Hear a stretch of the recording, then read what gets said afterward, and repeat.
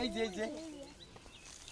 কত রেডা ও মারছি নি আর করে কাজ বানাবো নাইলে কোন একদম দেখলেই ডর আমাকে দিয়ে দেন ভাই দানের মধ্যে বলছো নেস কি মন দেন না আমাকে দিয়ে মারছো কি দেখলাম ওরা ওটা এক ধরনের সাপ, এটা আগে পরে কখনো দেখা যায় নাই, এটা ইদানিং দেখা যাইতেছে। ওই রাসেল ভাইপার ওই খুব মোটা গোল হয়ে থাকে, মানুষ মেরে দেয় সবর। এটা আমাদের দেশের জন্য এটা আতঙ্ক, এই সাপের জন্য।